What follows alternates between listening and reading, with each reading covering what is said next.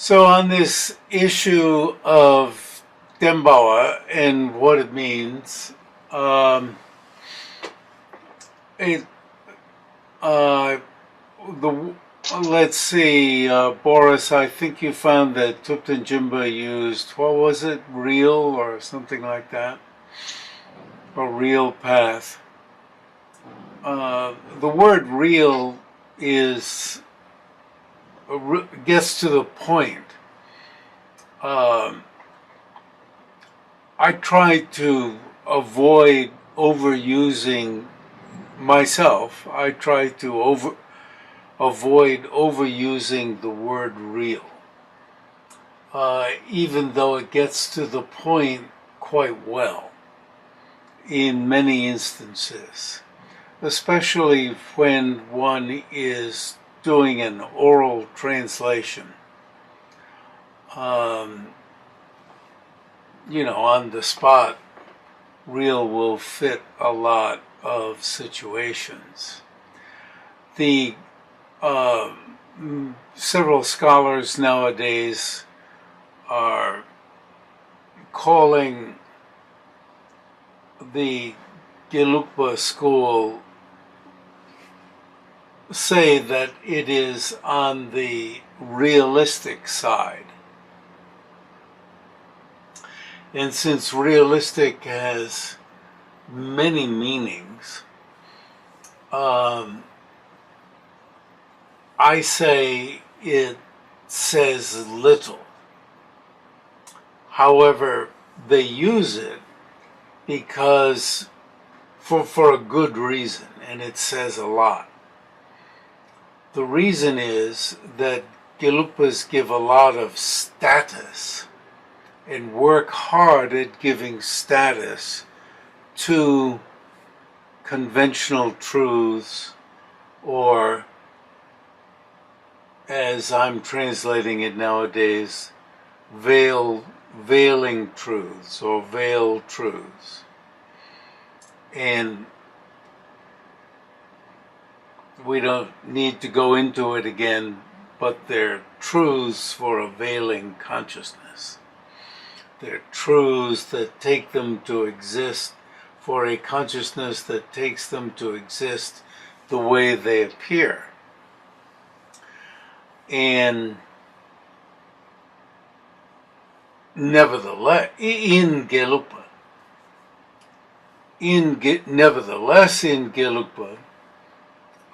these things, such as my iPhone, are established by valid cognition. They're given a lot of status. And as we have seen and will see in Tsong-kha-pa's commentary, he wants to make room, he wants to make sure that there's room for conventionally existent going. So how are you going to posit conventionally existent going? You can't just posit it as existing for ignorance, for a veiling consciousness, because that wouldn't give it any status at all. It has to exist for valid cognition. And therefore, if you, in your analysis, ultimate analysis, you don't leave any room for it to exist in the face of some sort of valid cognition, then you have undermined veiled truths, which by another name are called conventional truths, but you've undermined them. And you've undermined dependent arising. You've undermined the focal the focal teachings, of Shakyamuni Buddha. And as Nagarjuna says in the expression of worship that begins his treatise on the middle, uh, Buddha. He bows down to Buddha, who proves that there's no cessation and no production, no coming, no going of dependent arisings.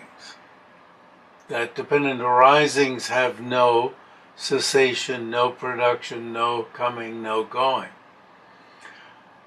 He doesn't say that Buddha showed there's no cessation, no production, just in general.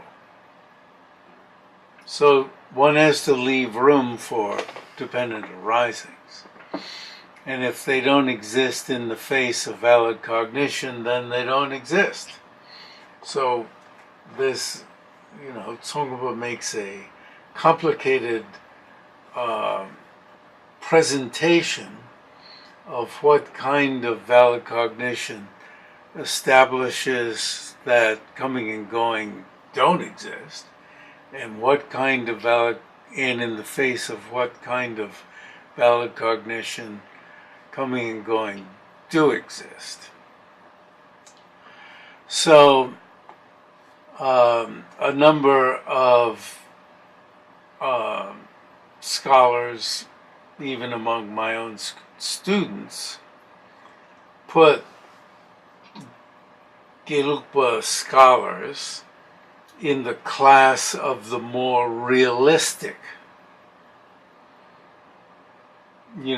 affirmative group.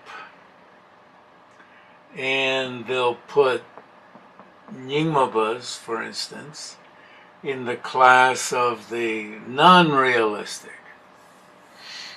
And somehow this is, it does say something, but somehow this is satisfying, to use the word real this way. Which can be very helpful, but it can also mask, well, where really is the difference? One has to go into tremendous detail to point out where the difference actually resides. So I want to get into the actual word, which in this case is Demba, but it's Demba Wa. Demba, the basic word is Demba, which in Sanskrit is Satya. This word is truth. That was true, truth, adjective true, So, real may in brief terms convey it if you're in a hurry. In my, it's helpful, very helpful. But in my system, which I'm not saying everybody should adopt, as you know, but we've got, in my system, I've got to come up with I've got to use the word true or truth. And if I cop out, I would just say truly established, because that's what it means, or truly existent. But Tsong-kha-pa could have said that. Demba Wa means truth possessing or true possessing. So in what I sent you, I said truth endowed being a fancier word for possessing. Maybe I should have just said truth possessing, because truth endowed may give it more oomph, as if, I don't know, I was slightly uncomfortable with endowed this morning. So I put another possibility in of truth possessing path. Words in English, a truthy path might suggest something less than truth. But what is a truth? A truth is something that exists the way it appears.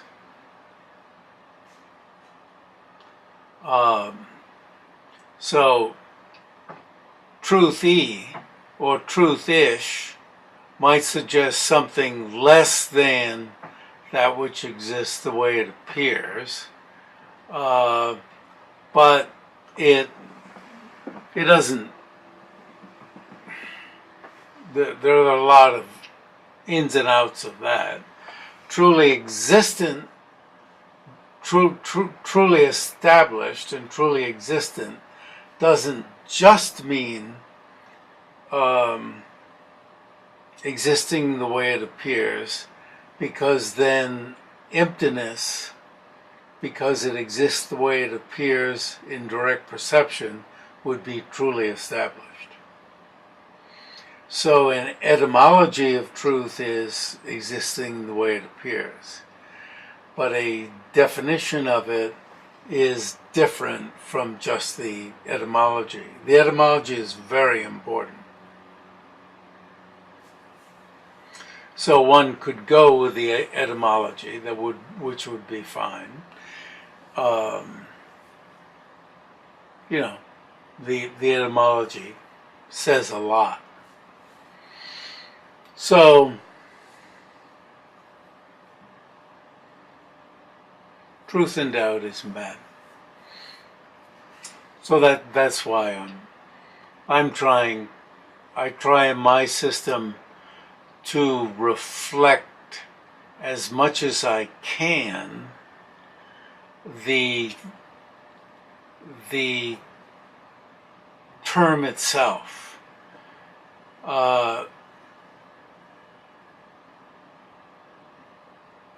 I'm stalling over saying on the four type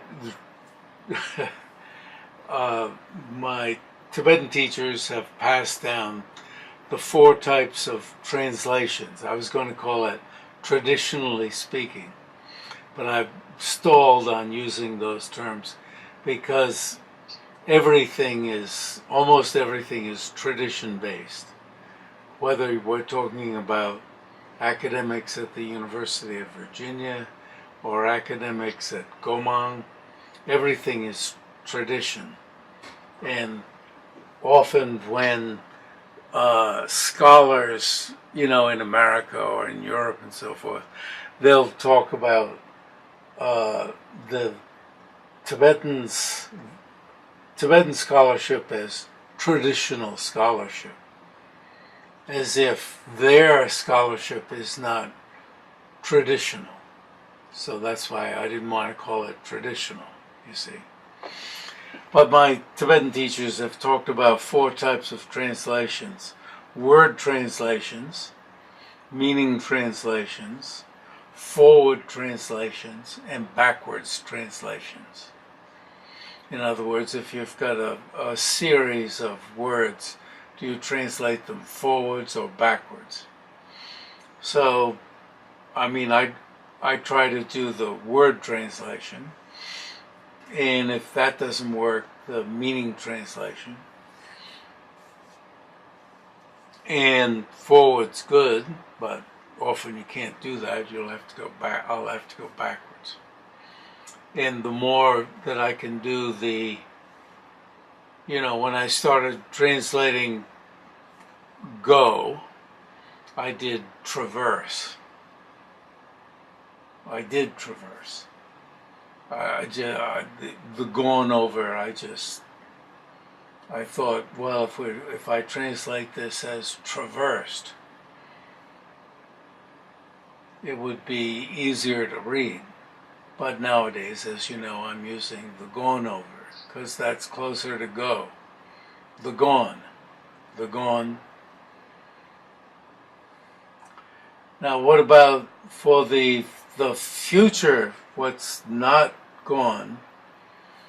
The word in Sanskrit is, and in Tibetan is, the not gone.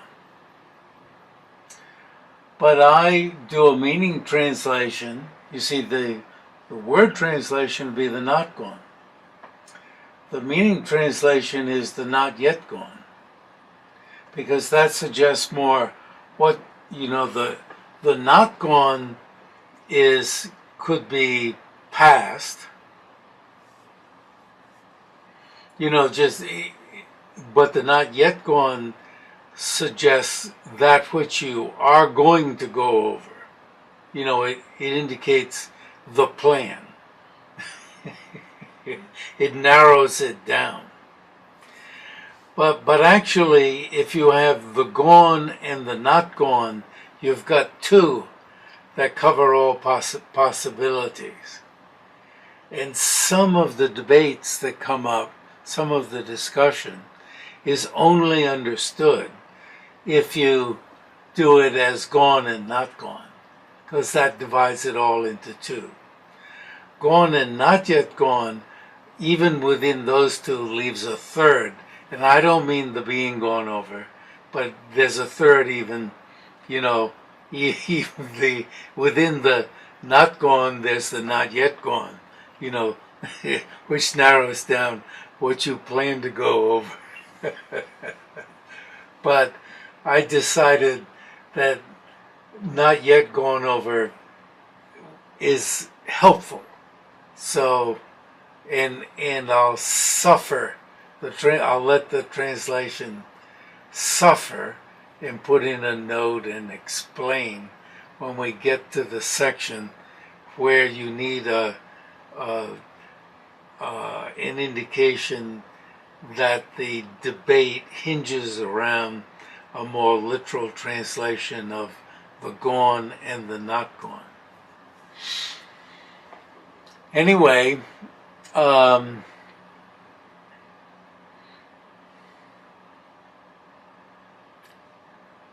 Dimbawa in Tibetan seems easier to handle because it doesn't descend into a diminutive, like something less than true, a truish, a truey,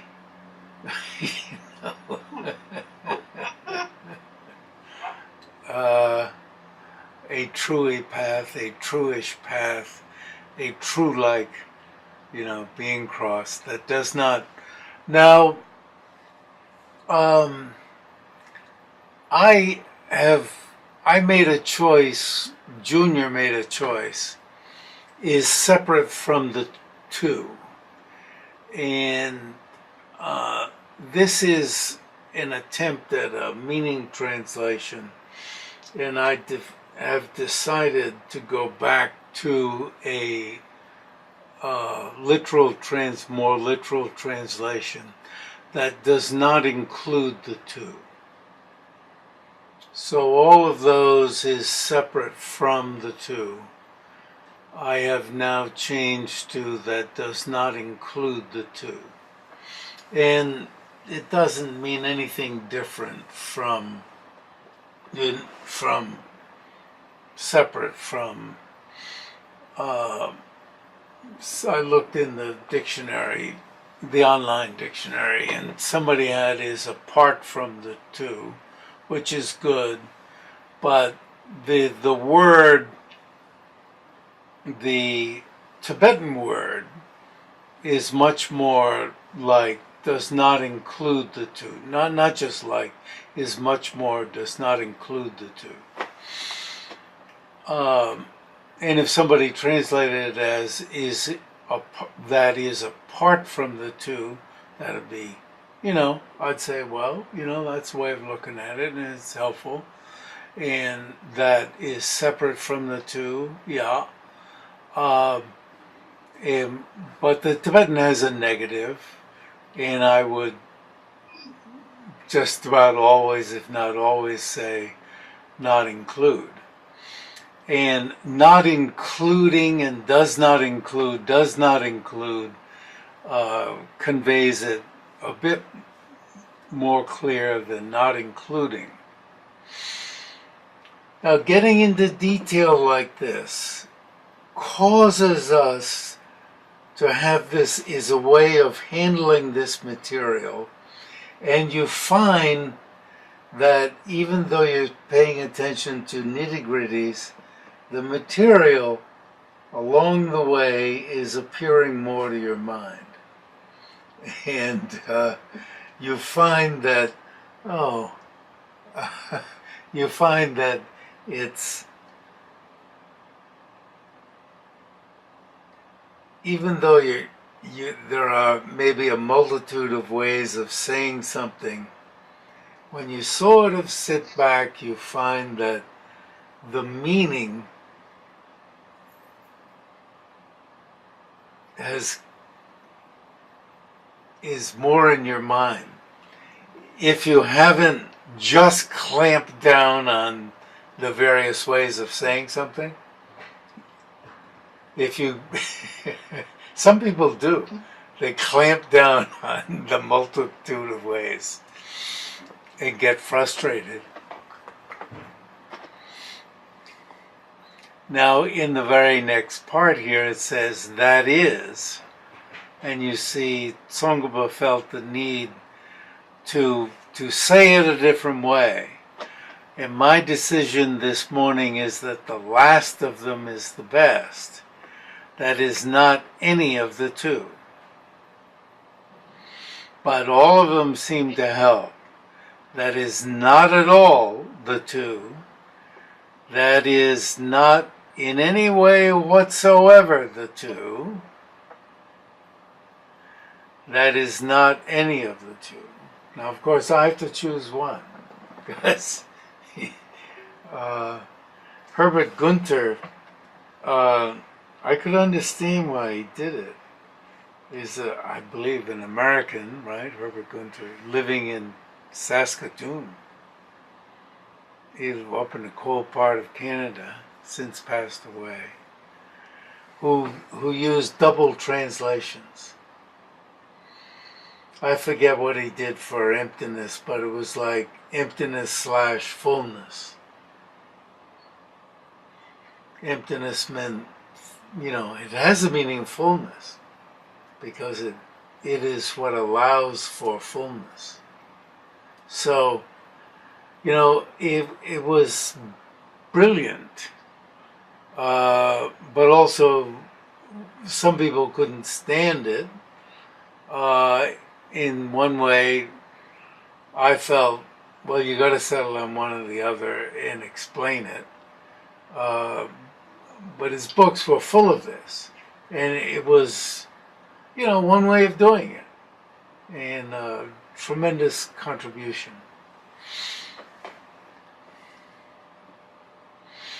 So that is, now I've settled. If you want to disagree, please. That is not any of the two. So, this word here is crossed. An area either, is pretty good. Well, not just pretty good, it's very good. The area already crossed by a goer. And what's that? The going over. So, a different word is used. Gelwa means to cross. The going over. And the area not yet crossed by a goer is in there. The not yet going over. So as you saw my New England accent.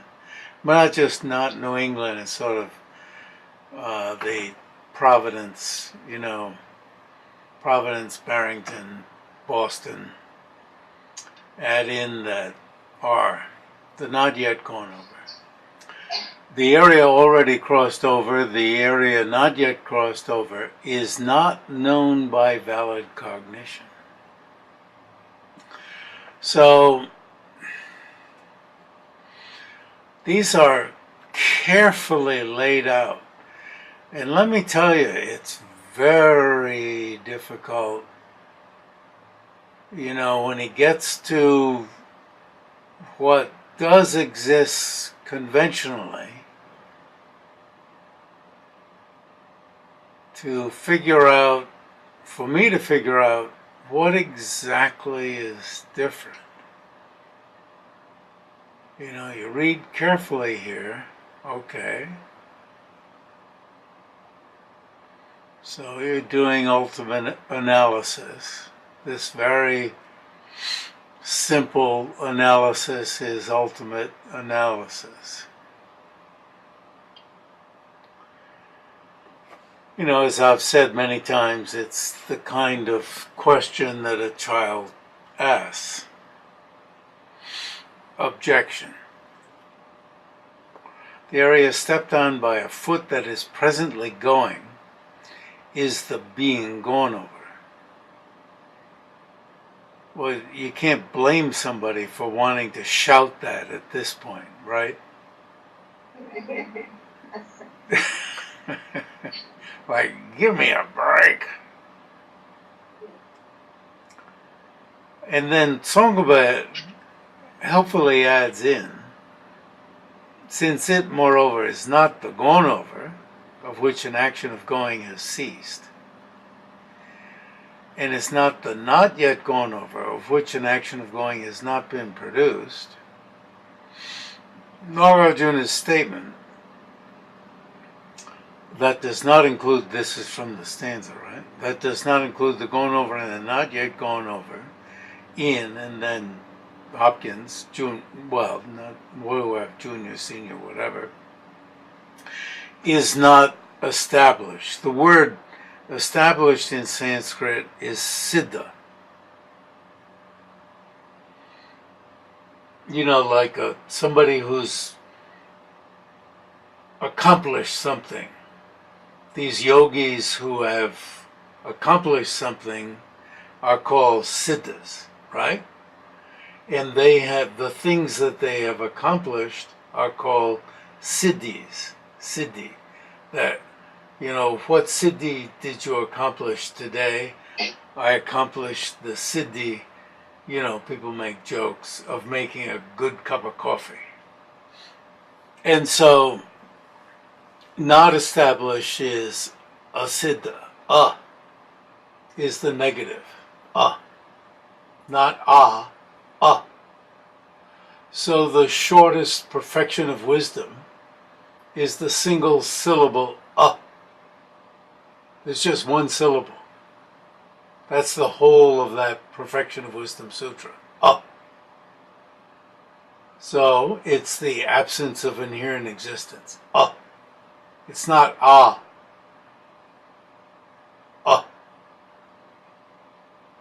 Really, when you think of it, when you think of that sound, as opposed to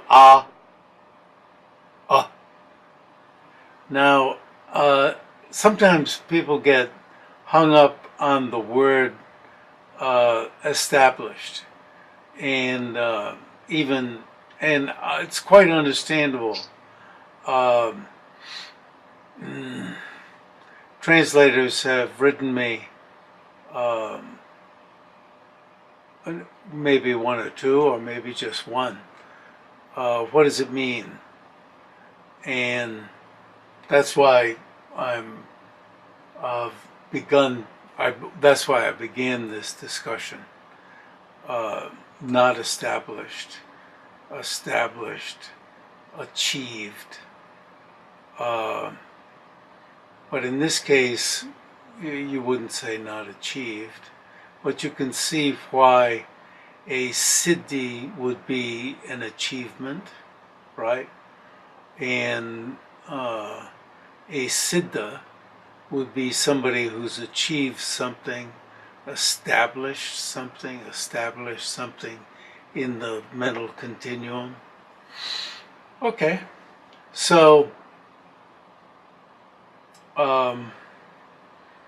what the objector is saying is that Nagarjuna's stanza would not stand up under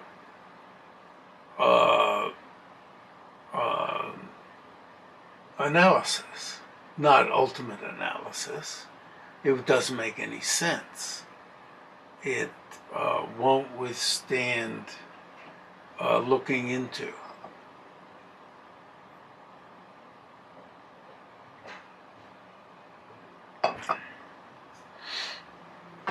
Because, answer. Now Tsong-kha-pa says, because a foot is posited upon being imputed to an aggregation of minute particles. Now, his statement is considered to be inadequate. Tsong-kha-pa should have said, is posited upon being imputed in dependence upon an aggregation, independence upon, instead of to. That according to Tsong-kha-pa's own teaching of the consequent school, he should have, instead of saying imputed to, he should have said in dependence upon. Now, talking about translation, in this book, I hadn't noticed. I'd been thinking about, I've been saying earlier, this may be the first time the word imputed has been used instead of designated. And I've wondered, I mainly have I switched at some point. When Junior was in middle age, he switched from mainly from designated to imputed.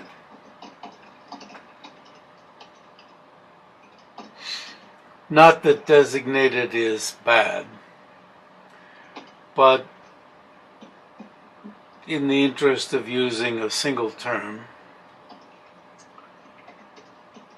imputed has the sense, has the flavor of the objects not being that. You know, the basis of designation, don't impute that to me, means I'm not that. I'm not that. Now, the basis of designation is not, in Chandrakirti's system, the object designated. So, because imputed has, in certain contexts, has the flavor of what's imputed, there's something a little bit wrong about it. I switched to imputed. And it also, there are reasons why it fits in mind only. Imputational natures.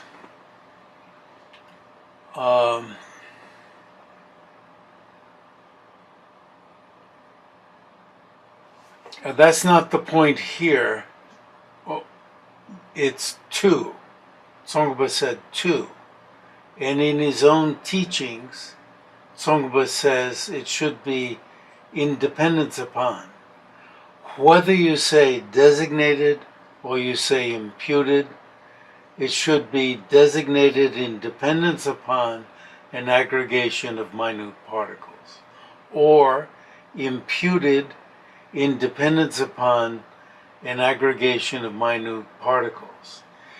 It is said that if it's designated to it, then the aggregation of minute particles is what you designated. The object designated, you put this in one hand, in the basis of designation.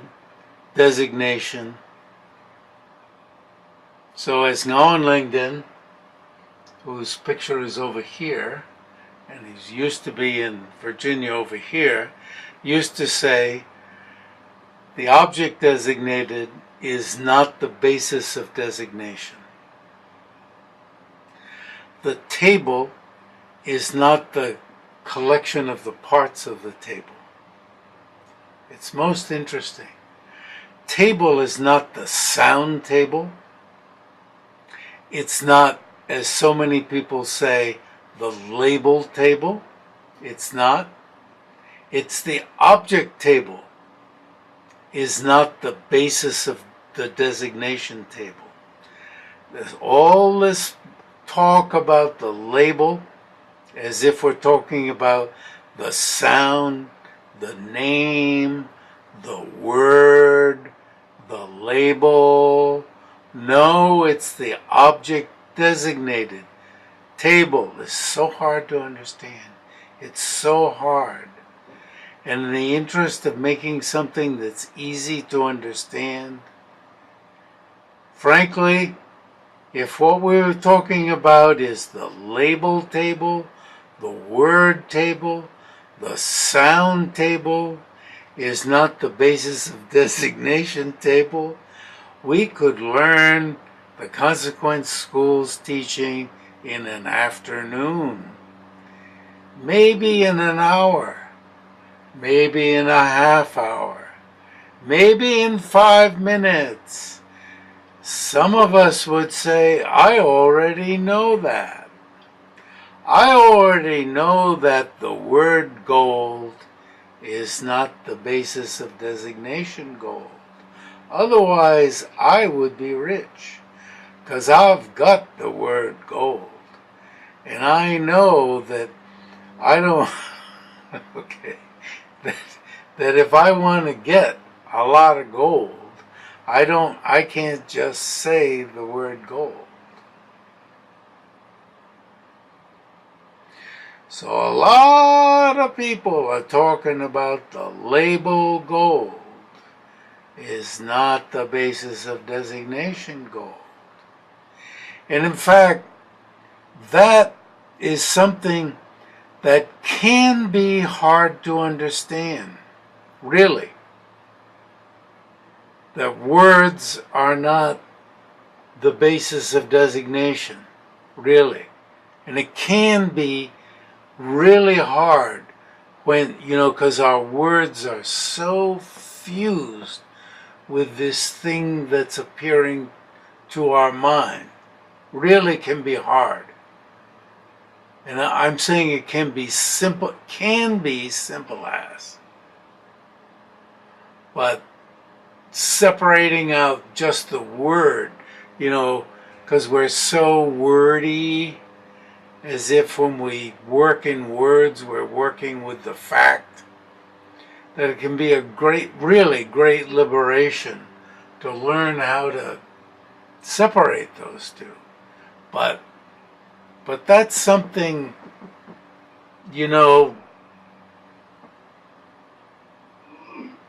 not consequence school, not mind-only school, not sutra school, not great exposition school, but something that's important to learn.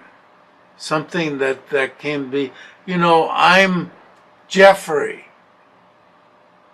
And Jesus, how could anybody else be Jeffrey? But even if there are a bunch of Jeffreys, I'm my own, separating out, I'm just called Jeffrey, and it's like, it's,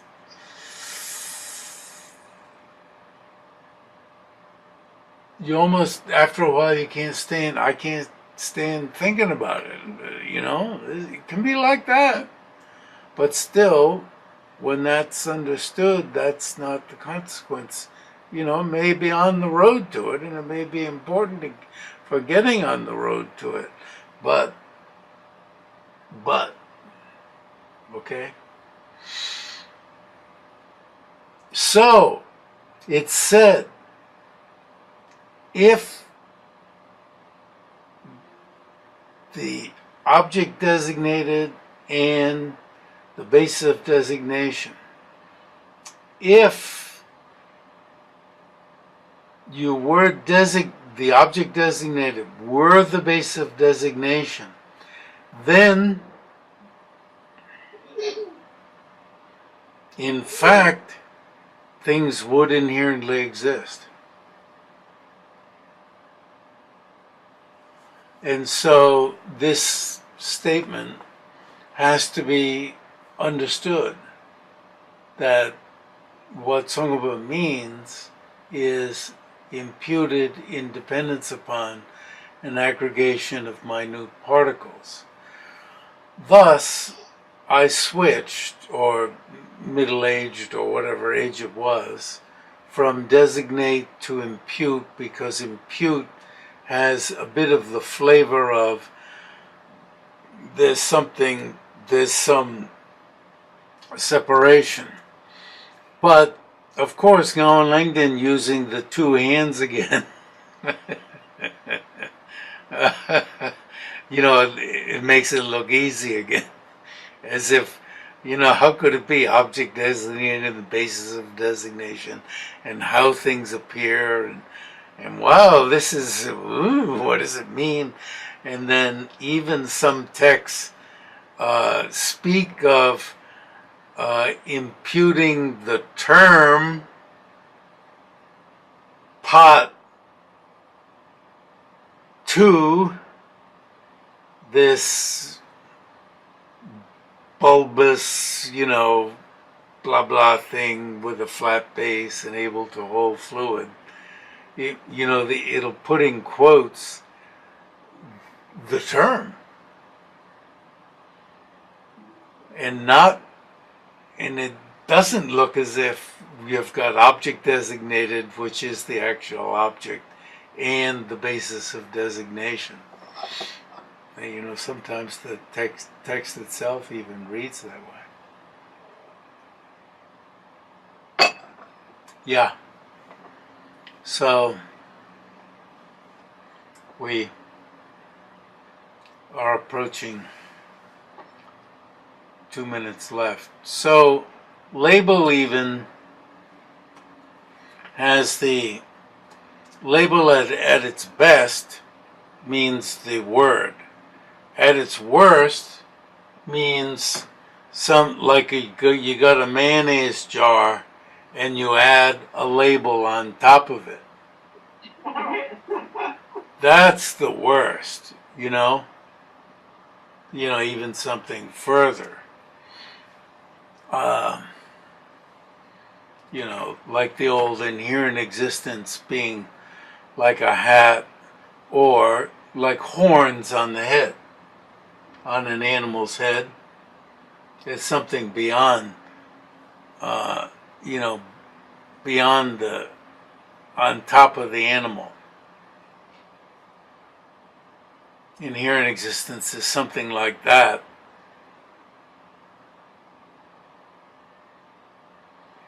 I wonder if it's because you can saw them off. Is that a custom in they do fall off, no matter what agrarian, is that the word? Cattle society you're in, they fall off. They cut them off? Cut them off in I don't like the words west and east. What do you think? East came because they're scared shitless of the Mongols coming in Europe.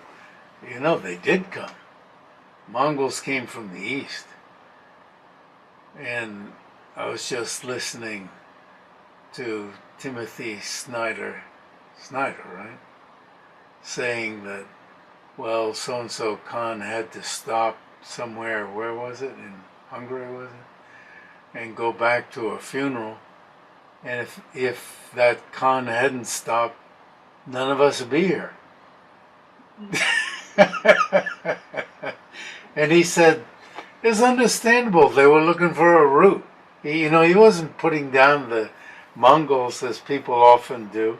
He said they were looking for a route, a trade route to do such and such. And, well, they had to go back for an uncle's funeral. It was very simple. There wasn't any animus to it. It was beautiful. It was, it was like he had read the invitation, and the Khan was just like all these other people who were fighting in that area. This was just somebody else who had come in. It was lovely. Okay, see you around. Bye. Bye.